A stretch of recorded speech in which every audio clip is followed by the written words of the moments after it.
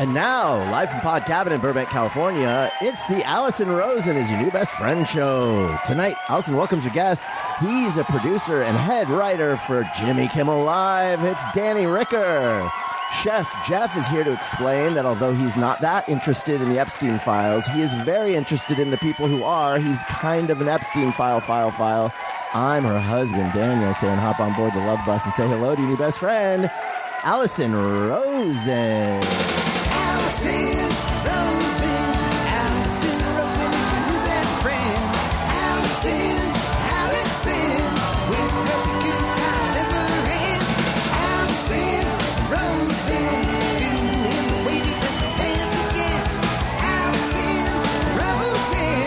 Allison's your new best friend. Hello, my little conversation hearts. Welcome to another exciting episode of Allison Rosen is Your New Best Friend. That particular Valentine's Day themed carbohydrate was sent in on Patreon. By Cassie. And yes, I'm on Patreon. All sorts of fun stuff over there. There's the news with Allison, asterisk, and Daniel. Weekly Patreon bonus episode that we're trying out. It's up to you. If you hate it, we'll stop. It's a bit of a test episode. Yeah. Let's say. If you feel lukewarm on it, we might stop. And if you love it, we'll consider continuing it. I don't know. It's we recorded the first episode yesterday. You also get the regular friend zone. And then there's a level where you can text me and I'll text you back. So much me. You'll beg. Actually, Daniel and I have this debate because I'm like, I don't want to flood them with content. And he's like, I don't see anyone, unsubscribing because of too much content. And I'm like, no, I think that does happen. Does it happen? Let us know. Also, I'm on Substack and I'm freshly, my hair is mussed up and my fly is down because I just Substacked. Allison, what? I have an idea. What about a Patreon level where they get less content? I could make happen. So it's like you get fewer podcasts from you. I could do that. That would be, that's yes, and yes. AllisonRosen.substack.com for that. I am very excited about today's show. I would like to welcome my guest, Danny Ricker. Hello. Hi. Thanks for having me back, everybody. Wonderful to see you. And likewise. Jimmy Kimmel writer, author of a hilarious parenting book. Thank you. Your children go to the same school as my children. Mm-hmm. And you went to high school with friend of the show, Jordan Morris. Yes, the great Jordan Morris. That's right. There's so many ways you are woven into the fabric of this show. And we're both Orange County kids, That's which is right. exciting. Yes. I know. I got my bumper dinged at the swat and gobble. Also joining us today on Sound Effects Sorry. is Jeff Fox. Opening night jitters. Thank you, Allison. It's good to be here. Wonderful to see you. Hi, Allison. Good to see you. Wonderful to see you. Your shirt is various shades of brown. And having recently gotten my colors done, and I found out that I'm a true autumn, I should always be photographed against the backdrop of your shirt. You really like it? Hello, Daniel. Hi. I'll take the smattering. Thank you. How's it going over there? It's going well, All right. Mm-hmm. Great. So I have a question for Jeff because he's a car guy. Yes. This was going to be an off-air conversation, and then I thought, nope. This is too uninteresting to leave off. Yeah. Ooh, tell them about your word. Well, we were talking about, I was saying something that I thought was really interesting, but then upon saying it, I realized it wasn't quite interesting. Mm-hmm. And I thought there isn't a word for something that is like, Interesting adjacent. just like not quite at the level of interesting, but like approaching interesting. There isn't a word.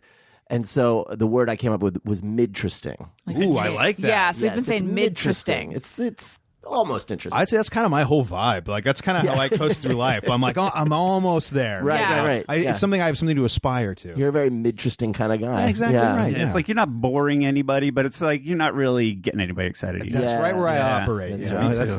Just Just a sweet spot. Someone on Threads, and then I'll get to my question for Jeff, the car guy. Someone on Threads posted something like, and don't take this the wrong way, Daniel, but it was like, do you ever just love talking to your spouse so much that you stay up till 3:30 a.m. talking to them because you just can't go to sleep because you just want to talk Who to the them? fuck is this liar? And I wish I could Come find on. it. I have, ever since I saw it, I've been thinking about reposting it and writing "grow up." Okay. And I can't find it, but I'm like, come I on. feel like that's engagement bait.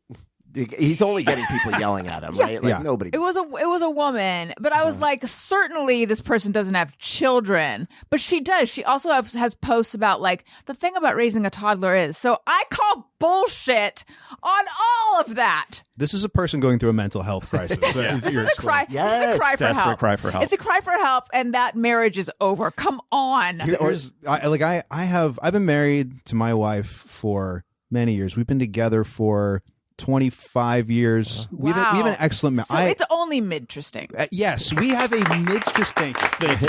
We have a midteresting marriage. Midteresting. Yeah. Interesting. Marriage, and it works great. And I go, she's the person I love the most in the world. At 9:30, we stop talking and we close our eyes and we go to sleep. And I think maybe that is why our marriage is so good. If we were up until 3 in the morning sleep. talking, things would go sideways very quickly. 3 in the morning talking. What are you trying to prove? You're on cocaine. They're doing Yes. cocaine. Yes, That's what's happening. Yes. Or two people who are in a manic episode together. Yes. It's just too much. Or they just met and they're like, Right. oh my God, me too. It doesn't Not- seem sustainable is the Right. thing. Yes. Like, you have to Right. pace yourself. Right. Right. The best I can hope for these days is that when I'm talking at my wife, she maintains a fake smile It only picks up my phone a few and times. has that frozen stare of like, I'm listening so that you don't feel bad that I don't care. I remember I had Michael Showalter on the show many years ago, and he was talking about how he knew his wife was the one. And he said, because we could sleep around each other. And I totally relate to that. That because for the longest time, I was in the kind of relationships, or I always fell for people where there wasn't that like I can just be myself comfort level. It was always at a high pitch. Anyway, okay, so Jeff, Yes. the door handle on one of our cars snapped off. I mean, it's still dangling On there the like inside, a flaccid handle. The latch. But in order to get into the car, you just open up the handle from the outside. To get out of the car, you roll down the window and open it up from the outside and then roll the window up. By the way, your passenger window is down. I noticed on the way in. Well, yeah, they had to open the door, dummy. So that, I think that's related. I forgot to roll it up. I had Peter with me. I realized that's the straw that breaks the back of that is me if I'm a camel, is that I can barely handle managing like my purse, my water bottle, and the multi-step process of getting out of the car. But Right. if I have a dog with me, because I also shut off I took him to the vet just for routine vaccination because I believe science. But I forgot to roll up the window then too, and it was a whole thing. Well, I was going to say something, but I didn't want to be pedantic in case you were airing it out from like the dog had peed in it or something. no. But I anyway. appreciate the pedantry. Thank Pedantosity. What's the noun? Pedantistry? The pedantistry. Pedantodontrous. Anyway, Yes. Greg's Tune-Up, where we take our cars. Oh, yeah. You recommended them. Yeah, Yeah. I like They're them. great. They're terrific. It'll be the only way to fix this handle is to order the whole mechanism from the dealer, which is like, it's going to end up being over $1,000. But she was like, what I would do is go to a junkyard and give them the VIN number, which yesterday, as I was struggling with water bottle, purse, dog, and car door, I was like, fuck it, I'm just going to pay the money. But I was like, I know I'm seeing you, so I want to ask. You do junkyard stuff, yes? Yes. What is the process, and is it worth it? The junkyard that I go to is a pick-apart junkyard, so you kind of do it yourself. But there are ones where you can just walk up and say, I need X part, and they'll tell you if they have it. So the Can pick-apart you one... call and tell them you need a part and find out if they have it? Yeah, there's one in Glendale that I used to go to. I don't know if it's still around, but you used to be able to call them and just go to it. That would be the easiest. But I actually have a junkyard trip planned in my near future, Ooh. so Oh, yeah. I can see if I can find one for Okay. you while I'm there. Like, how much money are we saving by doing the junkyard thing? I mean, I don't know how much they said the part alone would be. The part's like $800, and then the labor is like a couple hundred. Oh, well, the part is probably not more than $50 at the junkyard. Oh, so Okay, it would but be way what is the cheaper. likelihood they will get murdered at the junkyard trying to get the part? 1 in 4. Okay, not bad. Not bad. Not great. It's a little higher than I would like.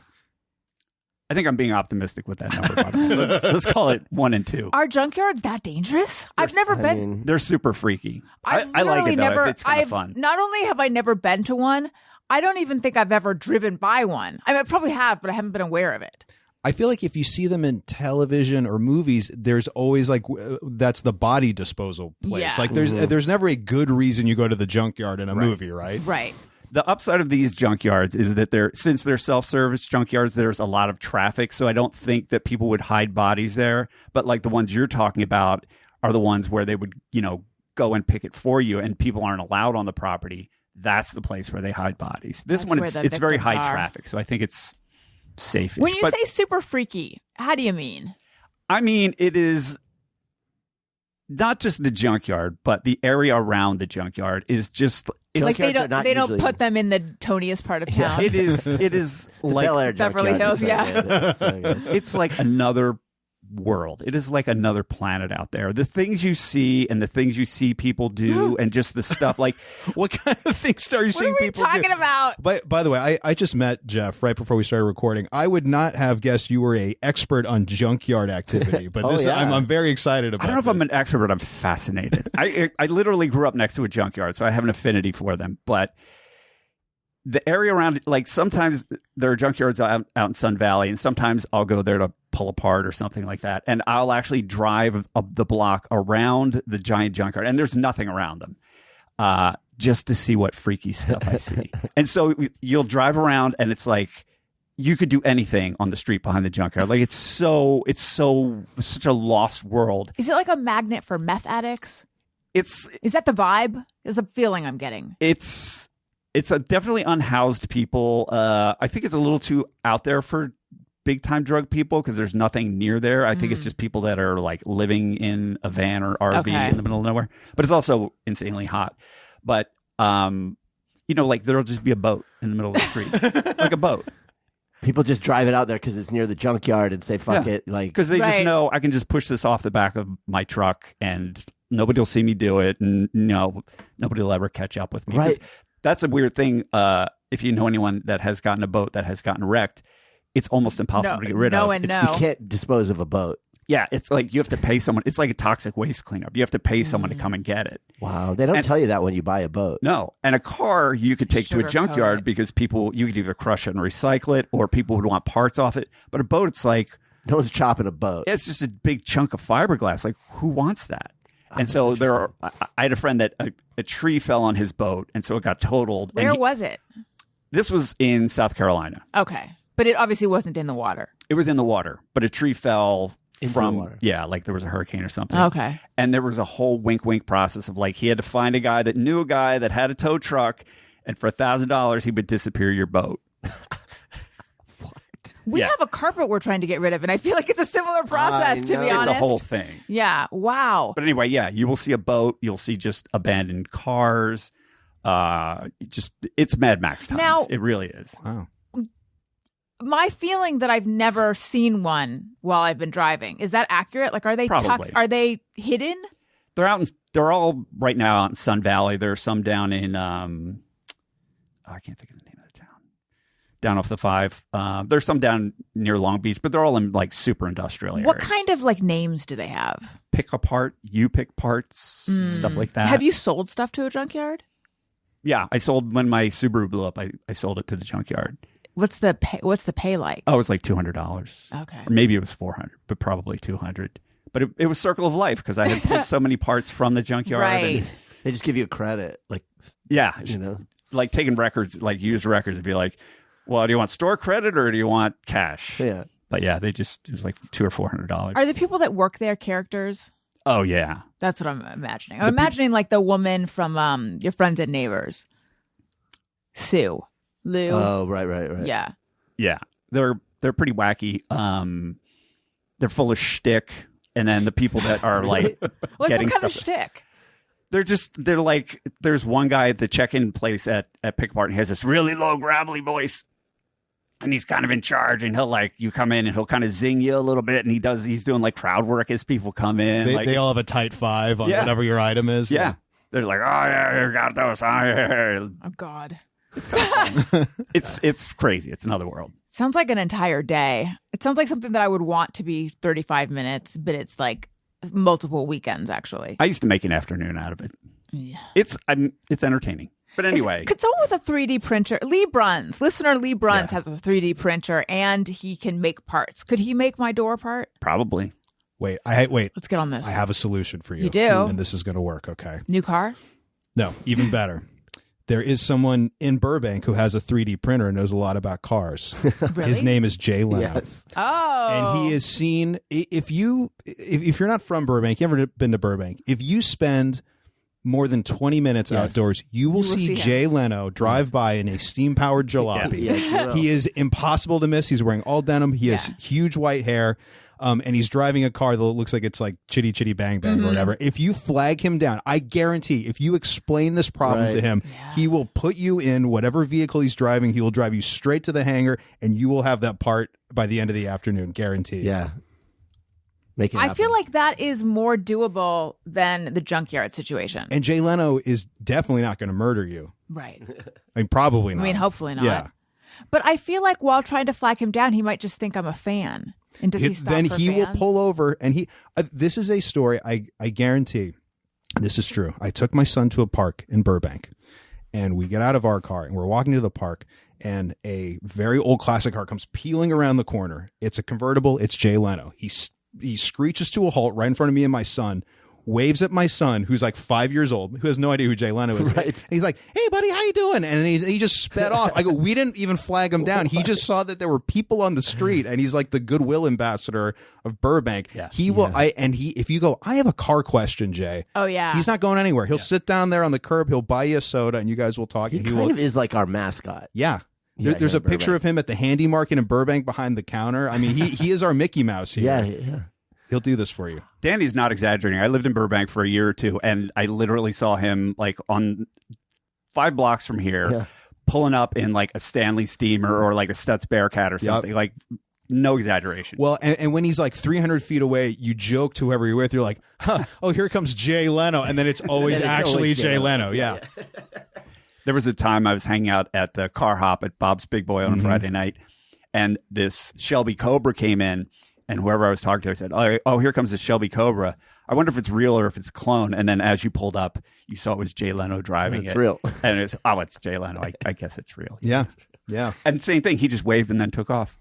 Yeah. And everyone's happy to see him. Even if you don't like, a lot of people in comedy, they kind of like shit on Jay Leno. But if you see him in person, you're like, "Hey, cool." Like no one's yelling anything angry at Jay Leno. Just everyone's excited to see him. There's only one person I can think of who wouldn't be happy to see him. Yeah, true. Right. But yeah, he's like a jovial Conan? guy. Huh? Conan? Yes. Okay. I got it. You got it. Play something to indicate that I'm correct.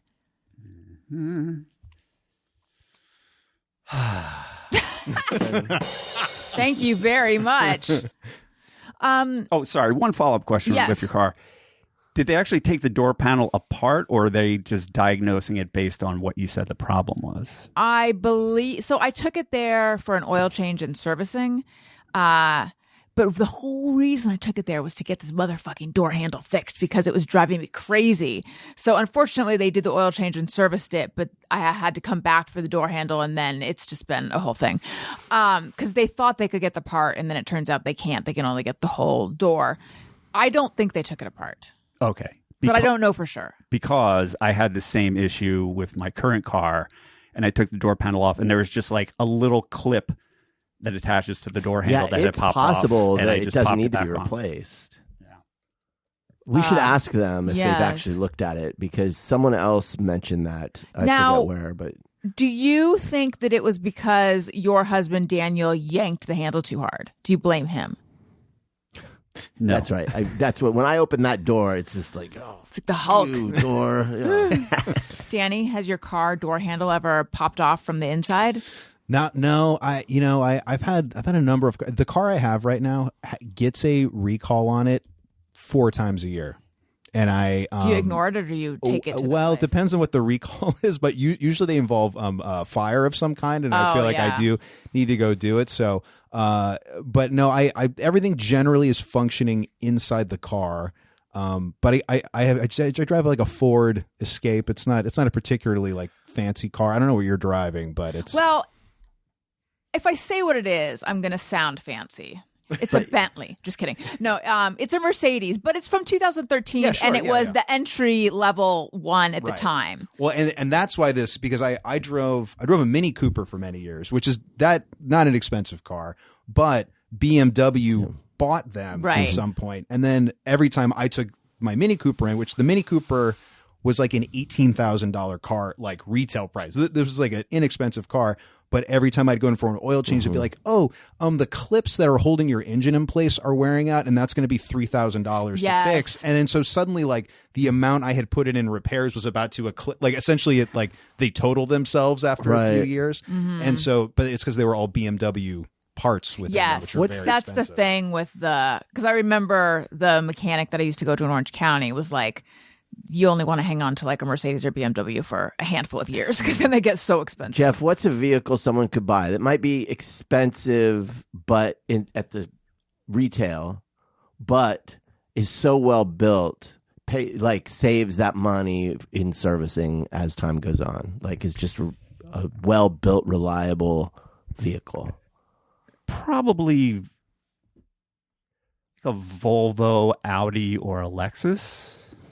Those are luxury vehicles that have pretty good repair records. Yeah. Or the high end, whatever the high end of Hyundai is now. Oh, does it have a different name? Or is it Hyundai? They have different, the companies that make them, there's like Hyundai, and then there's Genesis is like the next level up from Hyundai. I don't know, I forget. I've been told, because I was leasing my car and ended up buying it because I still really like the car and I don't put a lot of miles on my cars. It felt like it kind of made sense to do that. But I've been told by people who are car experts, I guess, going like, you're not really supposed to buy cars anymore, like kind of like appliances. Like, your grandmother had a refrigerator for like 80 years and now it seems like yours breaks every like 6 years and they're like, that's just kind of how things are now. Don't buy a car, only lease them. But I didn't want to have like a car payment forever. Yeah. Again, I'm kind of cheap and I go, you got to deal with the fucking like dealer every 4 years or whatever. Yeah. It's like, fuck. And you have to carry all that like super heavy insurance to cover it because it's not technically your car. Right. Yeah. It's nice owning because then you don't have to deal with anybody. Yeah. So, Danny, last time you were on, you were talking about when your daughter takes showers. You were trying to make her understand the cost of the water. Yes. Yeah. Again, I'm very cheap. I feel like that's important for the story. Yeah. And I was saying, oh, wow, because your daughter is actually older, though. But I was like, oh, wow, your kids take showers. I have kids who take baths. Yep. Mm-hmm. Elliot has since become hybrid. So sometimes he'll take a shower and sometimes he'll take a bath. But I pretty much think of you in that situation every time he takes a shower because I am still kind of guiding him through the showering process. And I'll be like, okay, you can shut the water off now and get out. And he'll be like, but wait, I want to play. And so he's still doing the playing that would happen in the bath. It's happening in the shower. There's a lot of like drawing. I don't even know.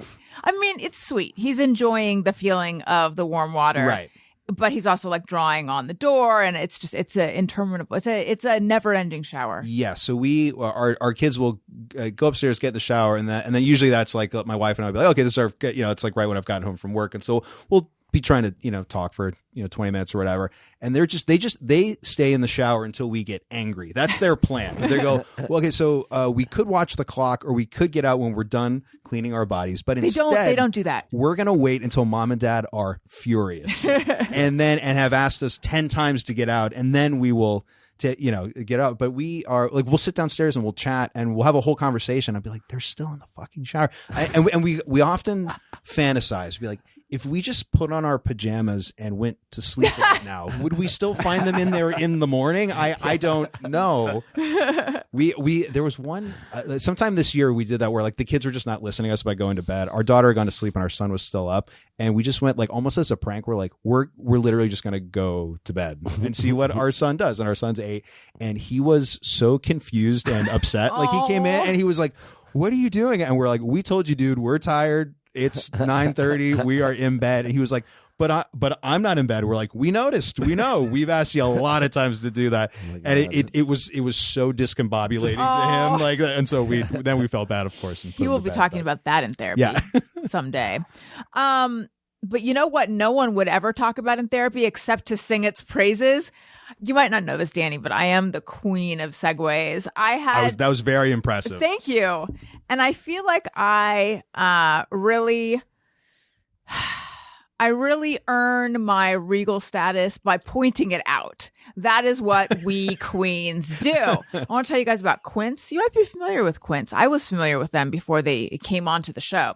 They're all about elevated essentials that feel effortless, designed for layering and mixing. Each piece helps build a timeless wardrobe made to last.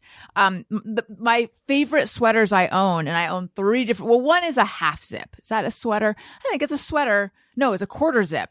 And then I have an alpaca sweater from them, and which is very, very soft. I have a cashmere sweater. I love Quince stuff. The earrings I'm wearing right now are Quince. Elliot's pajamas, which have cats on them.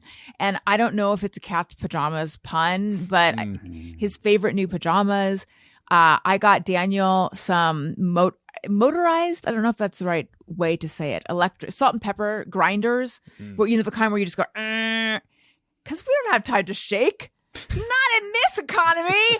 So I got him some very fancy salt and pepper shakers for Christmas. Those are from Quince. They have clothing. They have accessories. They have shoes. They have bags. They have bedding. And it's all so well made and at a great price point. They work directly with safe, ethical factories that cut out the middleman. So you're not paying for brand markup, just high quality clothing. Refresh your wardrobe with Quince. Go to quince.com/Allison Rosen for free shipping on your order and 365-day returns. Now available in Canada too. That's where you're moving, Daniel. Hopefully.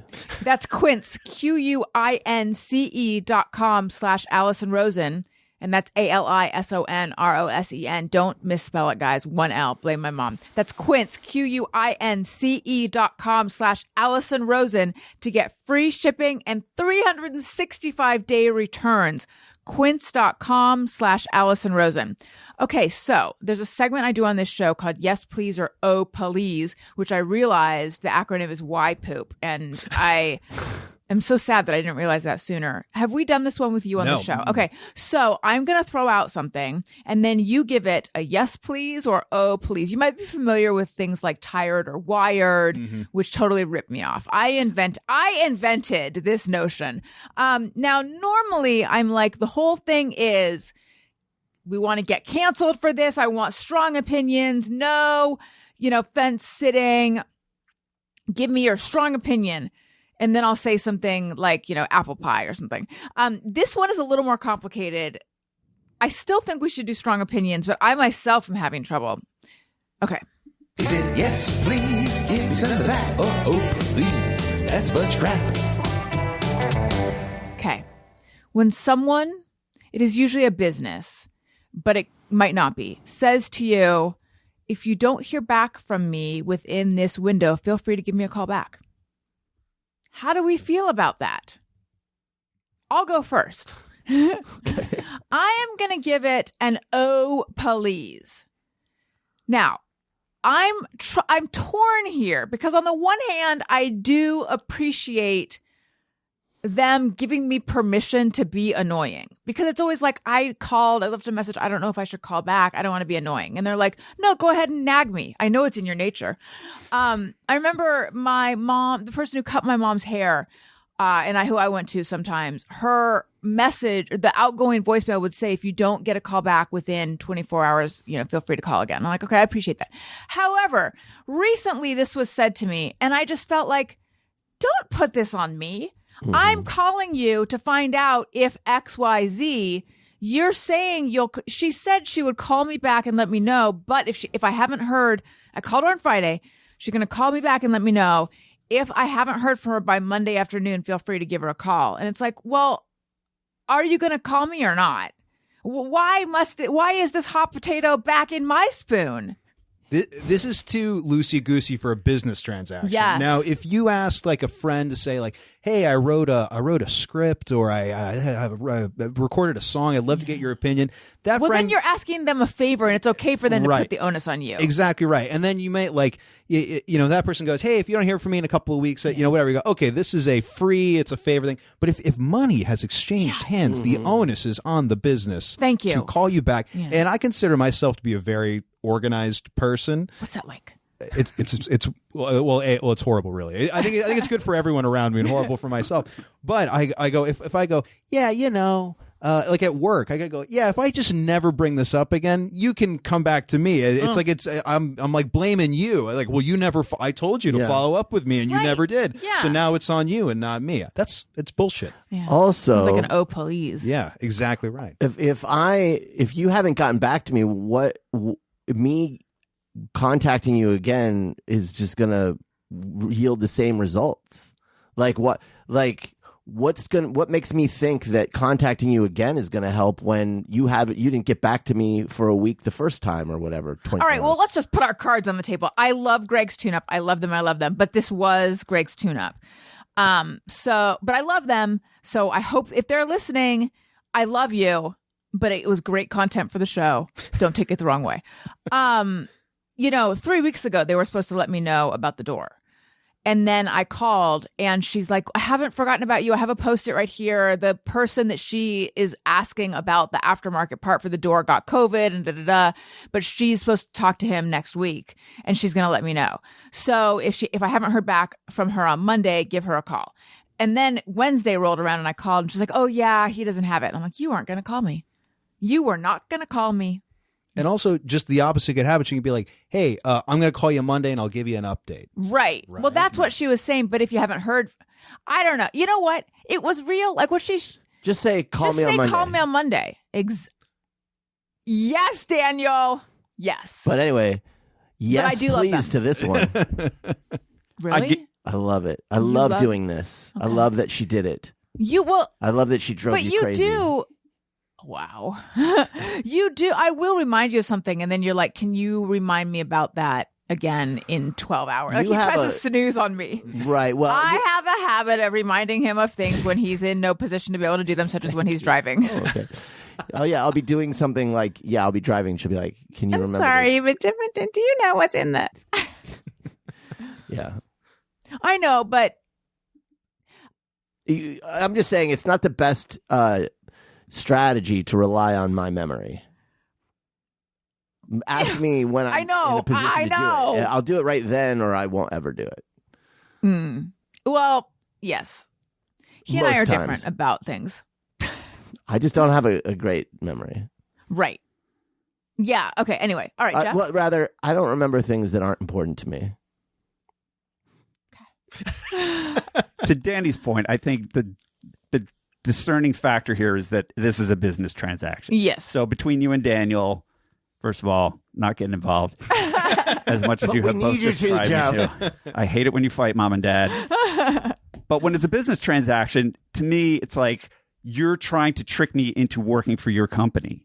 Like you're trying to get free labor out of me because reminding the person to conclude this transaction, that's part of your job. Yeah. Or it might be like the job of like an assistant that's maybe making $18 an hour or something. Yeah. But the one thing I know is my job is to give you money and have you do a thing. Reminding you to remind me to do the thing that I'm going to give you money for, that's your job. Yeah. Yeah. It's a real subtle hostility of the reminder game. I feel like when you get to a certain level of wealth, which we are not at yet, so you need to keep hustling. You got to work on that second what's the thing you say about the billions? The first billion is the hardest. It's so true. It is so hard. I'm finding it to be very hard. Yeah. But when you get to a certain level of wealth, I think it's like part of what you get for that is help where you don't have to follow up. You get that level of service. Now, I'm sure if you actually did, that's the idea. If you did get to that level of wealth, I'm sure that isn't the case and it would drive you crazy. But what if you're like, I'm a billionaire and I still have to should never have to follow up with anybody ever for anything. But that would be the hope. But then if you had that much money, you just throw your car away when the door handle broke. Yes. And get a new, that's true. Yes, get exactly. a new Mercedes. That's true. The people that follow up are the people you never want to follow up. For example, back in the day, I was like, I'm curious about this season ticket package at the Pantages. They have never let it go.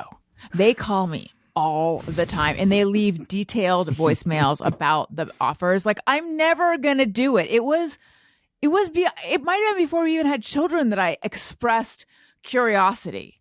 You know, it's like there's a Glengarry Glen Ross situation where there's a card with your name on it. It's just like, here's the golden leads, like Allison Rosen. Right. Yeah, it's like someone I know, I shouldn't even say this, is doing a GoFundMe right now. And I would like to donate. But have you donated through GoFundMe? They don't let you. They never let you go. Yeah. I would like to just directly Venmo her. I had a weird experience this morning where I was in downtown Burbank, and I went to the Starbucks there to get myself an iced coffee. And then after I had received my iced coffee and I was walking back to the group I was with, a friend of mine texted me and went, hey, can you get me an iced coffee too? Now, I'd already gotten it from Starbucks, but there's a coffee bean like 5 doors down. I looked in, there was not a line in the coffee bean. I go, okay, I'm going to go in, and I got another cold brew from the coffee bean. So I got back-to-back experiences at 2 different coffee franchises. And the reason I bring this up is the employees at Starbucks could not give a shit whether I lived or died in their store, right? And the coffee bean employee presented me with so many sales pitches during our 30-second interaction. She was like, do you have the coffee bean app? I was like, no, I don't. She goes, okay. And then while she's bringing me up, she's like, by the way, we have this deal running right now. And she literally mentioned, it was like, I didn't even really understand because she was talking really fast and throwing all these things. And I was like, I knew for sure I wasn't going to do it. So I was like, I don't need to retain the information you're giving me. I'm just going to say no. But I mean, literally 3 different, and she's like, and you can upgrade your drink in this. Do you want to do that? I was like, that's so complicated for a coffee. It was just a black iced coffee. That was it. And so, but it was weird. And I had the Starbucks like in my hand. Yeah. I go, this is a weird like A/B test. It was like a psychological. Maybe she saw the Starbucks. She's like, this is a chance to win someone over. I'm going to Flip 'em. convert. Yeah. Flip 'em. Convert.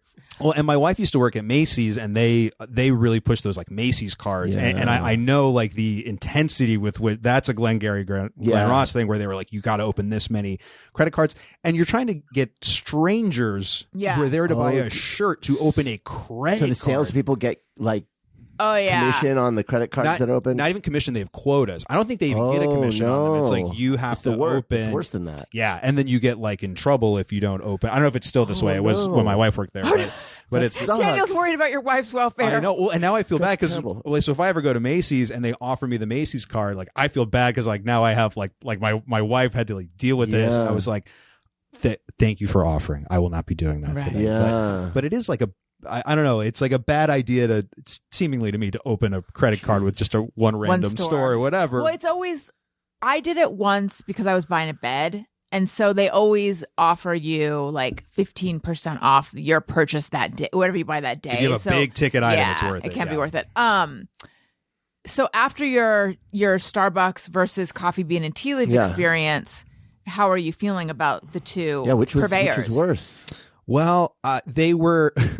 Like, where will you go back? I felt Coffee Bean cared a lot more about me, weirdly, and and the woman was like, as if she had been trained to. She's like, oh, I see you have like Starbucks, like she was like intrigued by that. She was like, how's your day going so far? And like she did seem like.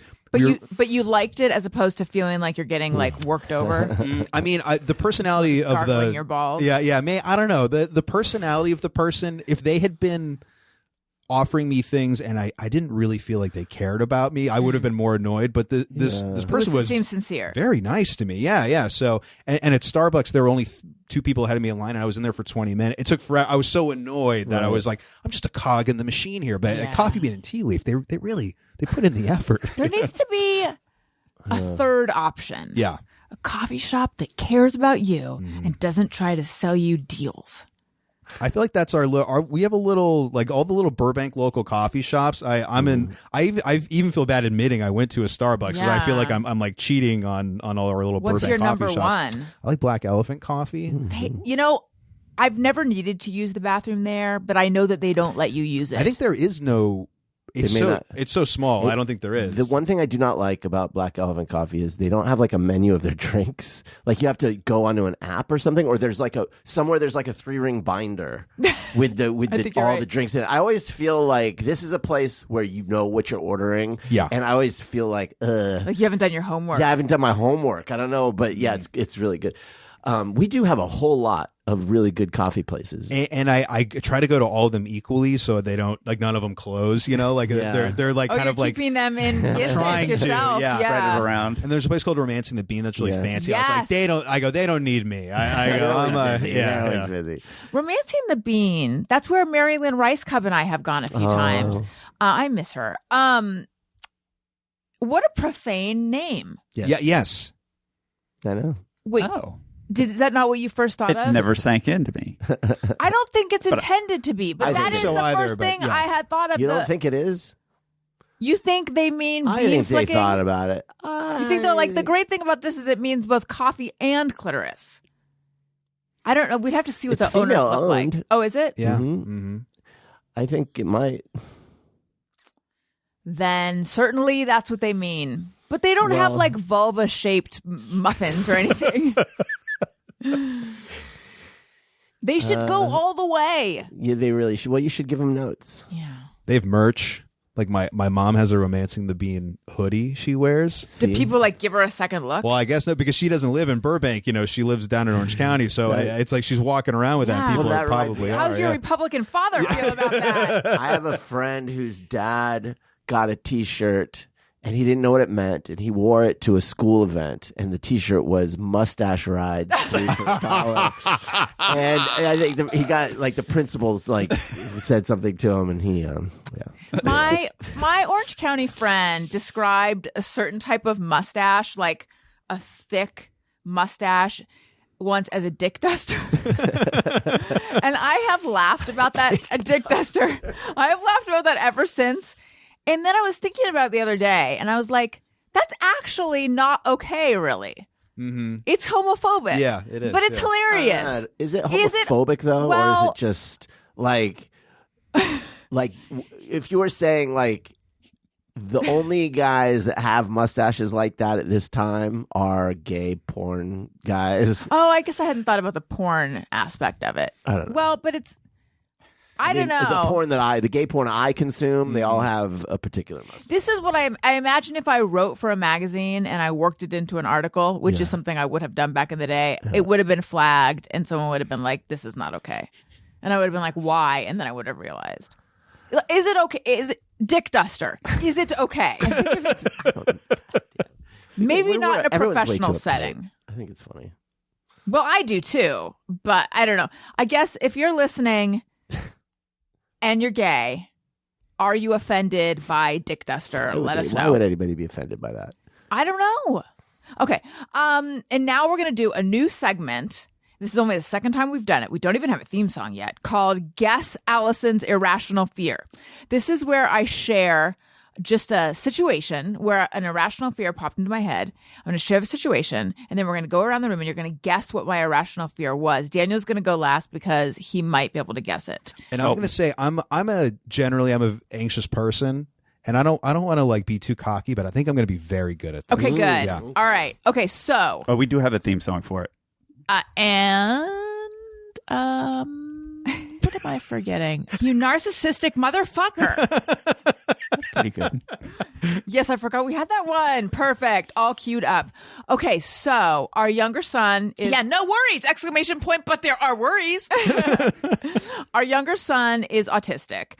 We only recently shared that on air, but I think a lot of people were able to people who know were able to put it together based on his obsession with space since he was 1.5 and various other things. So we recently have him working with a new OT that stands for occupational therapist. And she did this assessment with him, and then we had a Zoom where she was presenting her, findings and then recommendations. And she had taken all these little videos with him. And the way it works is it was like 2 parts of the assessment. And I was there for the first one and I was not there for the second one. And then she actually needed another hour with him. So it was 2 without us, 1 with us. And she was taking little videos to be able to show us. So we're watching a video back from the day that I was there. And I enter the screen and I was unable to hear anything she was saying about my son because I was focused on the expression that I seem to make when I'm concentrating or like not just my at rest expression. I hope when I know there's a camera on me, I put on a certain face that's pleasant, but there's a certain expression. What was my irrational fear? Okay. So, and where was the video being taken in your home, or was this? No, we were at her house in her, like, she's kind of like a gym setup. Okay. It was from below. You were concerned that the therapist would think that you were angry at her, and that you were not trusting her recommendations, and you were worried you were giving off a negative vibe to this person that is actually providing you with lots of helpful information, but you've spent every minute since going like, did I offend this person by scowling at, even though it was just my face at rest, but like, did I and you're worried now that maybe that the therapist is going to maybe give you not the best advice, because they're like, oh, that person was so rude to me, and I was just trying to help their family. And even though you have no evidence to this, that's your concern. So close. Okay. And so good. Jeff?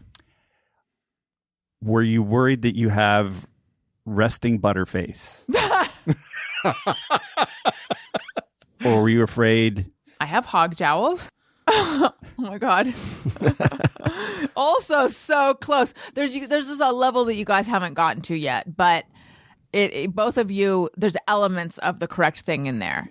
Daniel?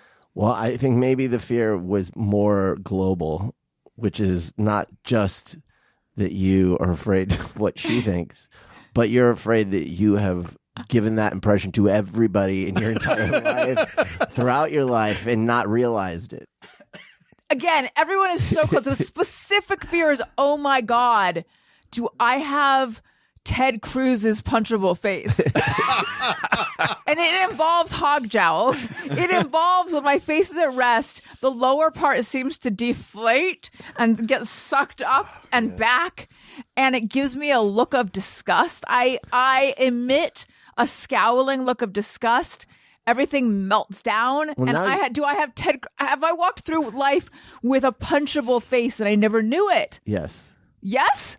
No, here's the thing. Wait, what does that yes mean? I mean, sort of. What? This is not, so it's not even a rational fear. Here's the thing. It's just you know how I'm always asking you? It's an observation if I'm mad at you.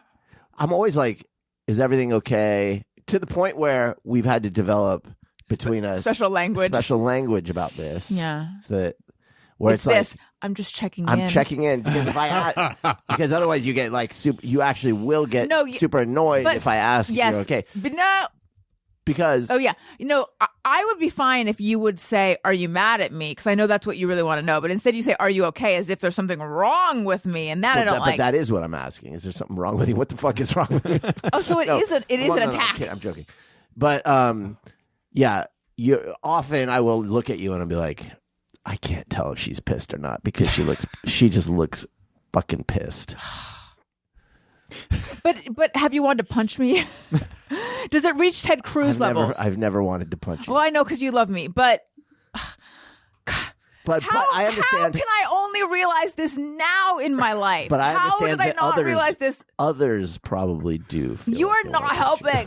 Do you realize the amount of damage control you're going to have to do after the show, unless this is actually true? But by the way, a punchable face, though, is not a purely physical characteristic. Like I know it sounds like that, but punchable is this supposed to reassure me? I'm trying. Is my personality making up for the fact that I have a deflated? No, but I'm saying Ted Cruz has a punchable face because on the inside he's Ted Cruz. Yeah, because if he's beautiful. If you were to look at her. But like if you saw Ted Cruz and you knew nothing about him, you wouldn't try to punch him. Yeah. And or if he went like, oh, actually, I run an orphanage for at-risk youth, he'd be like, that's a beautiful man. But because you know what's in Ted Cruz's heart, that's why he's punchable. I hope you're right. It's true. I hope you're right. I didn't realize that I have this look of disgust, this scowling contempt on my face. Especially when you're tired. Oh my God. Well, but I am angry when I'm tired because I'm like, I have got to go to bed. Please don't talk about politics with me right now. I love you, but I'm not talking politics.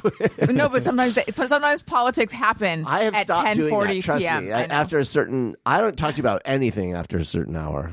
But you walk around like you're pissed. But I am just tired. I can't help when when you're I'm tired. tired. My face It's contracts. That's how it is. I don't think you look like Ted Cruz. You got me. Now I understand why. You got me one of those jade face rollers and a gua sha thing. I was trying to get.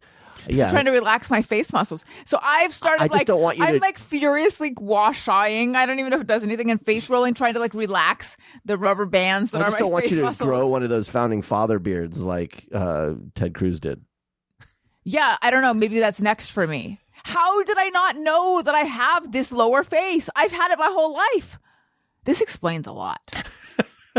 Anyway, what I've taken from this is that it's not an irrational fear. I just finally see myself clearly, I guess. You know what else I see clearly? That was not befitting of a segue queen. That was a low-hanging fruit segue-wise. Is it that your face just does that, or is that an expression of your inner? I think my face just does it. You're not just like when your brain quiets. Does it quiet? I try to quiet it by going to sleep sometimes, but Are you just annoyed? Are you just in a general like baseline annoyed? no. The look you're seeing on my face is my face at rest. Unfortunately, when I'm annoyed, it looks different. So anyway, we're having this OT who's like great is giving all this information about our son, and I'm just like, and then his we go to a social skills group as well, led by this woman who's the one who referred us to the OT, and so she's on the Zoom also, and we've hidden self view. So I'm just, instead of listening to her talk about, and I'm just looking at her lower face, and then I'm looking at the other woman's lower face, her lower face, I'm just going lower face, and I'm like, they both have such pleasant lower faces, like they look pleasant. And then I'm like trying to like set my face into like some kind of pleasant thing, and Keep working on it.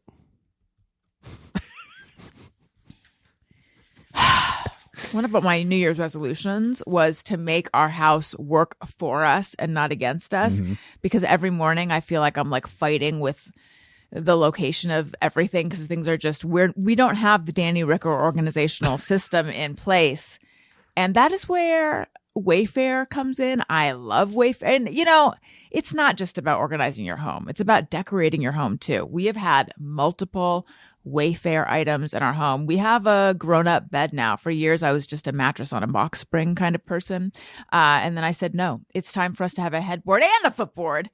Straight to WAYFAIR I went. The new year is here. Get back into an at-home routine you'll love and elevate your space with WAYFAIR. From bedding and mattresses to storage solutions for every room in the house, WAYFAIR is your one-stop shop. Refresh your living room with accent pillows, mirrors, and faux plants for way less. They have... I feel like you probably know WAYFAIR, and you probably already love WAYFAIR, because how could you not know and love them? But if you haven't been there in a while, get back there, because the selection, the search functions, it's great. I love them. Get organized, refreshed, and back on track this year for way less. Head to wayfair.com right now to shop all things home. That's WAYFAIR, WAYFAIR.com. WAYFAIR, every style, every home. And then I also want to talk to you guys about something that involves pleasure, and it involves self-care, and it involves intimacy. It's Dame. Valentine's Day is a great reminder that intimacy and pleasure aren't luxuries. They're part of health and connection. That's why I love Dame. They create thoughtfully designed products that make intimacy easier, whether you're with a partner or enjoying solo self-care. Their vibrators, like Eva and Min, are innovative, comfortable, and most of them are USB-C rechargeable. So you can use the same charger you already use every day. No more hunting through your secret drawer for that one-off charger that came with your thing and you don't know if you have it. No, you can just use your regular charger. Right now, Dame is running their biggest sale of the year, 20% off site-wide at dame.com. That's dame.com for 20% off everything. Woman-owned, woman-centered. They plan their stuff with the female in mind. That's dame.com for 20% off everything. Okay, so Jeff has brought some snack chat items. Snack Chat. Jelly beans, baby carrots, peach chocolate, and Doritos, Skittles, Snack Chat. Milky Way, Skittles, Reese's, cheesy crackers, butter sandwich, cookie pie, cookies, pudding, fruit, Snack patty, Chat. ice cream, butter popcorn, chicken wing, very tasty is the thing. Snack Chat. Danny, do you have any dietary restrictions? I can already tell you I won't be able to eat these. I can't eat gluten. Oh, yeah, this okay. is- Which goes with my midteresting lifestyle. Is there? I can't eat bread. So Okay. These are spicy homemade pretzels. Homemade. Spicy. Oh my God, they smell so good. The pretzels themselves are not homemade, but the spice is. Now, if you look in the bag, Which I am. the regular pretzel-shaped ones are chili lime. Ooh. The square waffly ones are lemon pepper. I think I'm smelling the lemon. Smell them? I can't smell bread. Yeah. Ooh, that smells wonderful. So This is a lemon pepper one. The lemon is very bright and fresh. yeah. So this recipe was given to me by a friend of mine, hip hop star Froggo B, king of the Curry Beach, North Carolina surf team, and his was the chili lime version, and then I made the lemon pepper version based on it. So this is really simple. You take whatever store brand pretzels or whatever's on sale, and I can Really good. I can give a little verbal call to action about how to make them, but. Yeah, you just add some spice and oil to them and bake them, and they come out awesome. Wow. I love them. Never thought of doing that. It's a The good lime idea. flavor is so delicious. Isn't it good? Yeah. How did you make the lemon pepper? So the way that you make them is you just take a 16-ounce bag of pretzels. You take 2 tablespoons of whatever spice you want to try. I tried a couple other things that didn't really work right. But you take 2 tablespoons of the spice, tablespoon of brown sugar, tablespoon of nutritional yeast. It gives a little like salty, cheesy type flavor. And then you mix all that together. Oh, with about a cup of oil, maybe a little bit less. And Kind of oil? I use olive oil just because that's kind of all that I have on hand, but you can use vegetable oil or whatever you want. And then you can put it all in a bag and shake the bag up and make sure the ingredients are mixed around. Or I put them in a big bowl and stir them kind of with a rubber spatula to make sure they're all coated. And apparently baking them is semi-optional. They kind of come out like oily, wet, kind of watery. But if you leave them out, I think the oil gets absorbed. But what I do is I bake them in the oven 250 for 15 minutes, and they come out like this. They're so good. Yeah. You must you. be the toast of the town at the parties you go to. I haven't. I've only given these to a couple of people, but my buddy Froggo that did it, he said that whenever he has a work party or anything, they're like, "You're bringing those pretzels, aren't you?" They're very dangerous to have around the house because I will eat the entire bag of them. So I try to just make them when I'm going. Pretzels somewhere. are already dangerous, Yeah. and then this makes them more. I thought of you the other day. We bought a rice cooker. Oh, nice. And wait, maybe that's not when I thought of you. Maybe it was when I was making hard-boiled eggs. Regardless, are you still using the Instant Pot? Yes. Because we haven't gotten out our Instant Pot in a while. I got frustrated because I have not. Like, I'm always overcooking chicken in it. Like, I just cannot get chicken. But in 6 minutes, so. Yeah. I you cannot can get ruin it. your food much quicker. Yeah, I just can't upside get the of it. chicken to. I can't hit that target Yeah. on the chicken.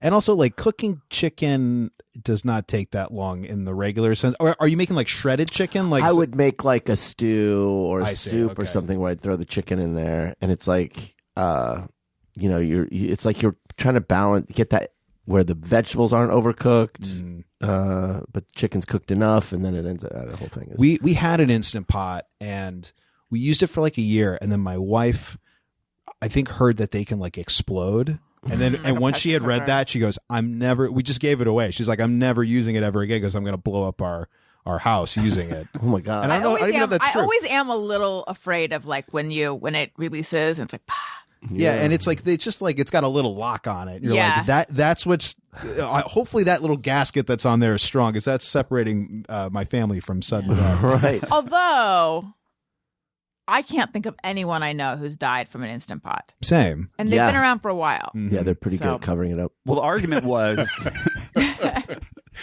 That's in the files. when it blows up your house, it's just like a helicopter falls from the sky. They raise your Exactly. house. It's like But you never didn't- existed. Didn't the Boston. that was a pressure. That was cooker. pressure. that was a pressure. But isn't that what an Instant Pot is? Yeah, I It's a thought that pressure was the cooker. same thing. But that was the selling point of the Instant Pot, was that there was always that rumor that pressure cookers blew up on your stove. And then this was, well, these are much more well built. These are safer, and these won't blow up. And then, of course, now we think they blow up. That's quite a selling point. This Yeah. won't blow up. Probably. Probably. Terrorists hate us. Lawn darts version 2. They only maim you. Lawn darts were fun though. That's a I real never shame. had them. I only know of them. What's not to love about throwing a giant dart across a field? Throwing a knife Yeah. in your backyard. Yeah. So you do use your Instant Pot. What do you use it for? I use it for hard-boiled eggs. It's still amazing for that.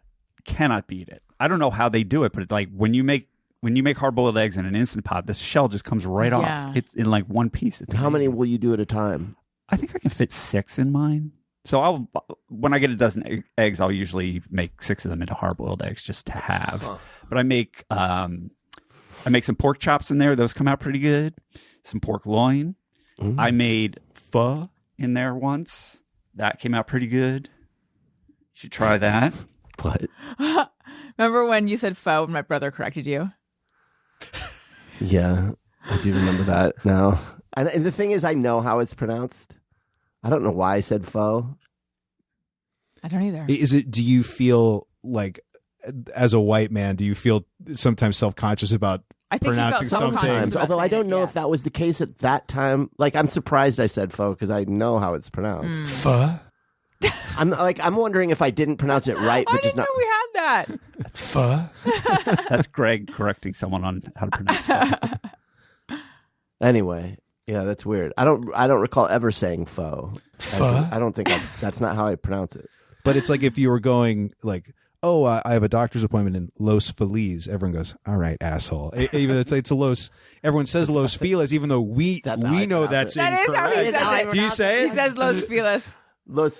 I pronounce it Los Feliz. I mean, yeah, Los Feliz. That's what I mean. Even Los Feliz, I'm like, if you really went like Los like file, I don't know. Right, I right. like Feliz.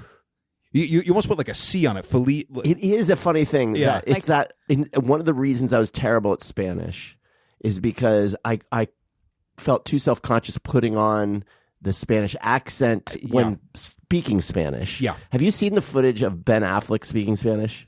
Oh, and he's like amazing at it, right? He sounds like he's from Mexico Yeah. City. Like, it's just so... I think he lived there when he was a kid. He's got the perfect Mexican accent, and I couldn't do it. I'm just too... self-conscious about it. I feel like I'm embarrassed. Like I go, I can't do it, and so even I took high school Spanish, so I was able to like speak it semi-fluently at one point, but I would always get really self-conscious, and I worked at a hotel in high school, and a lot of the housekeeping staff spoke Spanish, and so I would speak with them, but obviously like they like legit spoke it, and I had learned it as a second language as like a teenager, so I would never really go for it, even though there were things I knew were correct, but I was like, I don't want to even be 1% off on really swinging for it and have them make fun of me once I leave. That's an interesting thing. It's like I'd almost rather mispronounce it and be obvious that I'm not a native speaker, right, than try to get it right and just sound goofy trying to get it right. Because there's like an arrogance if you're really going for it and you don't get it exactly right. Where I'd rather be like them go like all the maids of the hotel were like, oh, he's trying. Yeah. All right, let's do just me or everyone. Sometimes I ponder on something I have thought or done. Is it just me or everyone?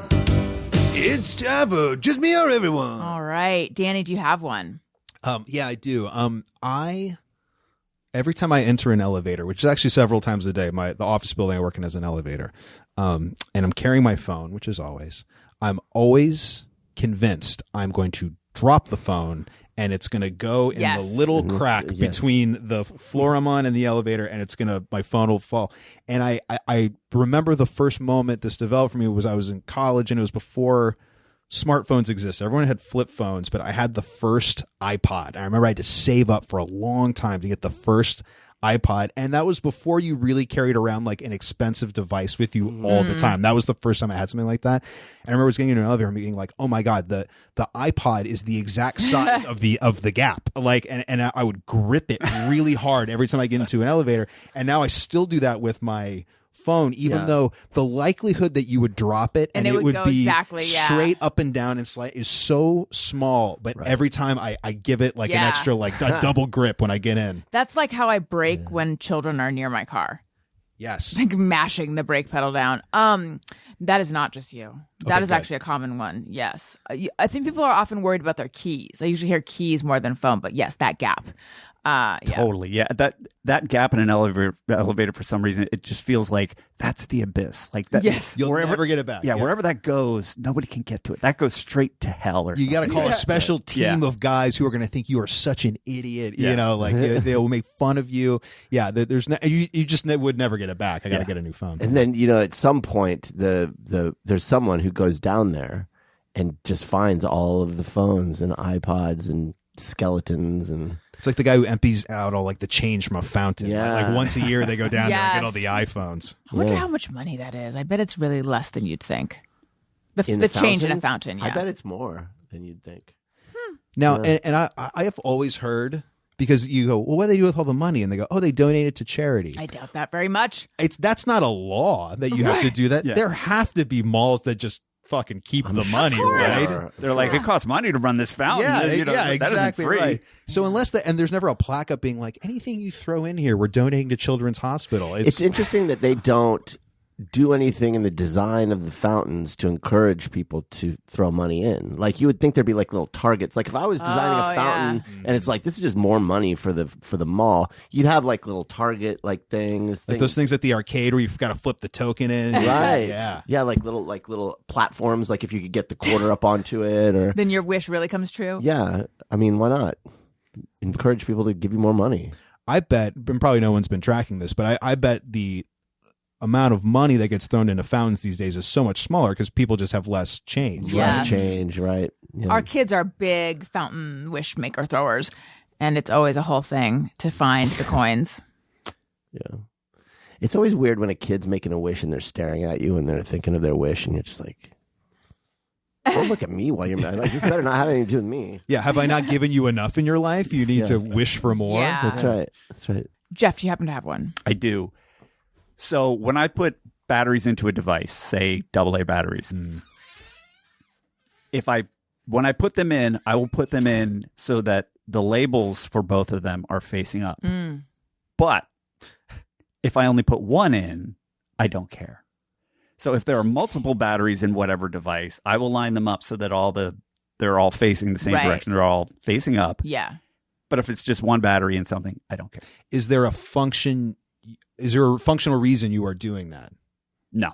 You just like aesthetically, you like all the labels being. I just do, like, I wouldn't die if I didn't do it. It's Yeah. not a compulsive thing, but it's just a thing that I noticed that I do. But then there was something that only needed one battery, and I just he doesn't need to be face What's up. even He the can sleep point? down. Yeah, He's a lone wolf. I think it has something to do with them all being lined up. I think they should. But again, it's not a hill I'm going to die on. Are your books organized? No, not particularly. They're roughly grouped by subjects, so like art, sports. So that's a yes then. Roughly. Okay. Yeah. Are your books organized, Danny? No, although we had we hired an interior decorator. We moved and we needed to buy like kind of like furniture for the new place, and so we hired someone to buy us some stuff. And so I had a bookshelf in my office, and this decorator grabbed some of my books and arranged them just like in a way that's like aesthetically pleasing, by color, by height, and then the colors matched. But the books she picked, I'm like, these aren't like the 15 books that like represent me as a person. what your doctor isn't telling you about your abnormal pap smear. And so I've like wanted to swap some of them out, because if someone comes over and they'd be like, oh, well, this guy, there's a bunch of like knickknacks on the shelf and stuff like that. So it's mainly decorative, but I go, oh, this person only has 15 books. These must be what This is it. rare, Yeah. like whatever. And then so there's like one of like Judd Apatow's books where he like interviews comedians. I go, that's a fine book, but it's the tallest one. That's like the center piece of this thing. I was like, I want people to be like, oh, this guy loves Judd Apatow, and this is so. But I also don't want to then fuck up because it does look nice the way she did it. So you're gonna have to go find that exact height in a book. Yes, you're gonna have to shop for book size. Does Amazon let you search by book size? You probably can. Yeah. By weight. I bet Wayfair does if they sell books. Yeah. They don't. But if they did, they would. Yes, they would. That's what I'm saying. Okay. Let's do Hey, Go Fuck Yourself. Because I'm hot. Hey, go fuck yourself. This is a hyper-local Hey, Go Fuck Yourself. The intersection of Camarillo and Vineland, and I don't know what the other street is. I know exactly what you're talking about. Yep. I don't know how to describe this exactly, but normally it's a 4-way intersection. This is like a 6-way intersection. Or like 6.5. Like there are so many streets involved in this intersection. It's an asterisk. Yeah. I realized my heart pounds as I'm going through it because I'm worried that I'm doing it wrong. Like, I went to driving school, and I feel like I need to go to driving school again and I'm not going to, but this intersection has made me feel that I need to brush up on my driving skills because I'm unclear where the limit line is. I don't know where to put myself while I'm waiting for the light to change. I also don't know, do I look at this light or that light? Are they the same light? Like, what is going on? And so then when I go left across multiple intersectionlets, I'm just like, and it's like a roller coaster, but not in a good way. And you're worried you're going to go into oncoming traffic, yes, but that it's as not well. super clear where you're supposed to go. It's so confusing. I have vowed to go out of my way to avoid this intersection, and somehow I end up in it repeatedly. Yeah. I hate it. What is going on, city? Why It's is bad. it? Well, and then I think there's a couple unprotected left turns too. So then you're adding that into it where you're like, I'm trying not to get killed. Get is basically killed, and my then people thing. are also it's not good. How do we describe? There's multiple. It's not just one street goes north south and one street goes east west. There's also offshoot streets that cross. It's so confusing. It's like you have like two streets at a 90-degree angle, and then there's also ones at 45 degrees that intersect as well. And then also there's a freeway entrance right there, which is also not helping. Yeah. Like, I would like to read about, so I can really be angry. I want to read about the history of this intersection. Maybe someone was dying and they needed to add a street for them, and then maybe there's some reason for this. But I don't understand how an intersection like this comes to be. I feel like that intersection was Burbank was its own city and they were building this way. North Hollywood was its own city, part of LA, and was building this way. And they were building towards each other. And then they got to that intersection. They were both just like, oh, I thought you were going to figure this out. And they said, well, I thought you were going to figure this out. And they're just like, I don't know. This is and then they're like, let's just put up a lot of lights at various intervals. I have a different theory. I think a lot of those kinds of situations in LA and surrounding areas are caused by it's like a vestigial railroad tracks that like there used to be trolleys and trains that ran through these cities, and they ripped them up, and you can still see some of them somewhere. But what that did is it created these weird angular roads. Or like it's like Santa Monica Boulevard, right? Like you've got little Santa Monica and regular Santa, and it's fucking like why? You've got this weird like because there used to be a train that went through there. I bet that's probably what's going on here. That's a good theory. I like that theory, but I don't like that intersection. Harumph! Hey, intersection. Hey, go fuck yourself. Hey, go fuck yourself. Danny, do you have one? I do. Mine's also kind of local, not as local. But so as of, I think, either 1 year ago or 2 years ago, in Los Angeles, we are required by law to compost. Oh, yes. And this is not just a Burbank thing. This is an LA County thing. And now I will say I'm a liberal guy. I like the environment. I like the idea of composting at home. And on the day you were supposed to start doing it, they gave everyone this like green bucket you can put on your countertop, and that's where all your food scraps go. I go, this is great. And quickly what we realized is there is a very good reason we have not done this, which is like, unless you have a big backyard and you have one of those big composter things you can like turn with a crank and it's away from your house. But having compost in your house for like 4 days and only pick up the trash once a week, everything molds and stinks. And I think the second week we did this, we had maggots on our kitchen counter, everywhere. And it was that helps your compost. A nightmare. But it's like, yes. And it's like, so it's like on our kitchen counter, we're like, oh my God. And we got rid of them and it was terrible. And then we're like, okay, we'll keep the compost bucket like outside in case we get maggots again. Or I go, oh, we'll just dump it right in the green waste bin. But then our green waste bin got tons of maggots in it, and it was terrible.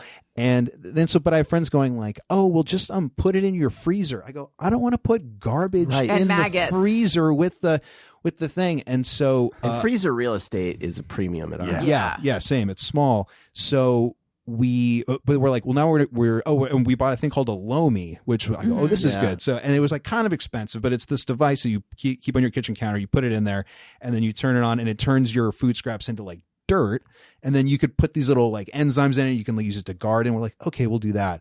But the device itself is expensive. You have to buy like charcoal filters for it. And essentially what it does is it runs for 3 hours and you're basically like microwaving your garbage. And I go, this can't be good for the environment. I go, this thing runs for 3 hours. I go, it's using so much electricity. And so, but then we were told, oh, well, they're going to come check your green waste bin. And if they don't see food scraps in there, they're going to give you a ticket. So we just stopped doing it. Hopefully I cannot be like, this is not like a double jeopardy thing. I'm admitting a crime on your podcast, but we just stopped doing it because they did not give us a good way to do it. And I would love to compost, but they hung us out to dry on this. Yeah.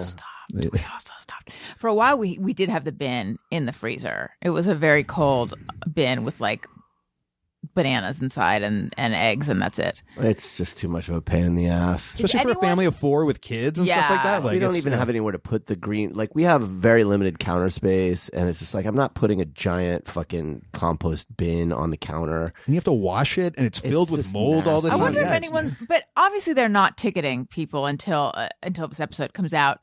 They're not doing that. So are they still, is the initiative still happening? No, I doubt they Is anyone still doing it? They're probably just trying to scare you. But I did see somebody, and I think it's because our green waste bin was like, it was like broken. Like we needed to get a new one. I think they were coming out to make sure it was broken. But someone with like an orange vest was opening my green waste, and I could see them, and I was like, oh no, it's happening. They heard about us that we're not composting. They were like, we're going to check. Now, the only way to really know is if you opened my main trash and looked in those bags to see that I didn't. And no one's fucking doing that. They're not doing that, yeah. But don't they... So where do the bags go? You also in Burbank, you can't use compostable bags either, which is the other problem. So you have to throw the food straight in with the green stuff. You got and even your bucket, you can't have those compostable bags. So that's why it's extra gross, because at least like they make these compostable little garbage bag things, but in Burbank they're like we can't compost those, so you can't. Yeah. What was your question, Allison? So the trash is in your trash bin, and then a truck comes by, picks it up. Where does it take it? The regular trash? Yes. To the dump? Where I'm getting the car part? Similar type of place. Yeah. There actually is one of those yards across the street from the I mean, it smells so good. Yeah. So, but the bag opens at some point. Is there? I guess they're never. The reason I'm bringing it up is you're saying process our trash. Yeah, but at that point, it's mechanical, right? Like, there's no human being opening up the bag and seeing what's inside. Well, like, it's going into a truck with lots of people's trash. Right. They're not marked. There's not a cubby for the quantities. So if someone's standing there watching the trash get unloaded and they say, wait a minute, scan the barcode on that. No one's going to know it's us. Yeah, I see what you're saying. It's a victimless crime. I mean, it's not a victimless crime, but it's a perfect crime. Someone should do a show, like an HBO show, about someone who doesn't compost in Burbank. True Detective season 4. Bad, you know? That is like Portlandia. It's like a Portlandia sketch. All right. There's a bubble in my throat. It's gone now. Jeff, do you have a hey, go fuck yourself? I do. Mine's very broad, much broader than everything. My hey, go fuck yourself is to AI, large language, large LLMs, all that crap. You're doing a really bang up job of putting those fat cat music DJs and cab drivers out of work. And, I'm really glad to see that your value proposition of putting those people and illustrators out of work, those people just make too much money. And I'm just glad to see them put in their place. So, Hey, go fuck yourself. good job. Here. I was thinking about this. So AI, they're like, oh my God, it can draw like a picture, or it can like replace an actor doing VO or whatever. And to me, that shows you how little people value art, because what no one has ever said is, hey, well, why don't we feed every football game that's ever been played into AI, and then you can watch any football game you ever want. People are like, no. The point of football is like, it's exciting to watch the actual game happen. And people put a value on that. But like, even though that's why you would go watch a movie that was written and directed and acted by people, because you're like, well, I'm connecting with the person. But like most people are like, no, just have the computer do that part. But it's weird that like they've placed like live sports as people are like, yeah, no, that is important. I think the average person, maybe it's an American thing, I don't know, has a very antagonistic relationship with art and artists. I think I don't know if it's completely that they don't understand art, or they feel threatened because they can't do art. But there is a kind of glee that I see online with a lot of these people who are like, now I can do art. We don't need this fucking artist. There literally is that attitude. Mm-hmm. Higgs Field is a company that does like, I don't even know how this fucking works. Like they will take other AI models and you can use their thing to like do things, whatever. And their Twitter feed is like always like, oh, we just made 20 more creative jobs obsolete. Oh yeah, you told me about that. And it's like, ugh. Congratulations. Yeah. What the fuck, man? Like that's your fucking like pitch? Like you're happy about this? Like what is that anger that you have towards people in the creative world? Like I think it's just because you can't create, and so you're fucking pissed about it. Or I think maybe a lot of people like assume they could do the art, it'd be like, well, I could paint a picture. Yeah, but then they try and they can't, and they hate you because you can. Yeah, and they go, oh, you charge so much to paint a picture. You're like, yeah, because it's hard to do it. It takes a long time and all these things. The only kind of like AI art that I think is interesting is when they're doing it and it's meant to feel like horror, because it's like when they'll do these horror, it's like, oh, this is like, there's no mind behind this, and there's a kind of existential horror to it. Nothing else works. Well, it's like as long as there's no creator, and that's the point, and then it's okay. And it's interesting to me that like if you're looking at a piece of art and it was made by AI, the person who made it with the AI is really excited to tell you it was made with AI. And I go, the only reason it's like on the local news when they go, oh, here's an elephant that can paint, and whatever. And you never go, oh my God, that painting's beautiful. The reason it's interesting is because the elephant did it, and you wouldn't hang that in a museum. Or, there was an 8-year-old in San Diego who got really famous recently because he made these big paintings, and like people were buying it like for a lot of money, and you look at it and you're like, he's basically AI. An 8-year-old has no life experience. He's just able to copy really well, but he's able to copy other modern art. That's all the AI is doing. It's like, who gives a shit? Right. And the other thing, like Danny said, it's like the circus bear. Like, oh, it's amazing that bear can dance. But the thing that's crazy is like people see AI, they give that example, and then they're like, oh, you know what? Fire the Bolshoi Ballet. Cancel all the dance classes because AI can do it. And it's like, well, it's cool that the bear can dance in the circus, but like, I don't think outside that context, it's not good. Yeah, you're not putting any dancers out of business. Yeah. There's no stopping it, Jeff, as hard as you try. Oh, I'm just making hot takes on it. All right. It's gonna own me in 5 minutes. I was going to say 5 years, but 5 minutes. Well, this has been too much fun. This has been a criminal amount of fun. I cannot thank you guys enough for... I'm not showing you anything. I set my phone No, down. I'm just snooping. Oh, okay. I thought you thought I was trying to show you something on my phone, which I'm not, Daniel. Jeez. Danny, Yeah. would you like to plug anything? Oh, sure. I write on a television show called Jimmy Kimmel Live. We're on ABC Monday through Thursday, or Monday through Friday, 11:35 p.m. Watch us there. And then I have a book out called Why You Look Terrible. It's a parenting book. It's funny. And you can get it on Amazon or your local bookstore or on Audible. I did an audiobook for it as well. Wonderful. Jeff, what about you? I'm now producing comedies for SiriusXM Radio, so check out Comedy Bang Bang, a little comedy show that could. It's been around for 17 years. We're coming up on the 17th anniversary, and we just did our 2025 best of episodes. Those are always great. So it's a whole crazy world. So if you want to dip your toe into it, the best of episodes are a good way to do it. And also, I do research for Literally with Rob Lowe. Both great shows. Check them out. Wonderful. Daniel? Nope. All right. Quants on the Snappy. And God.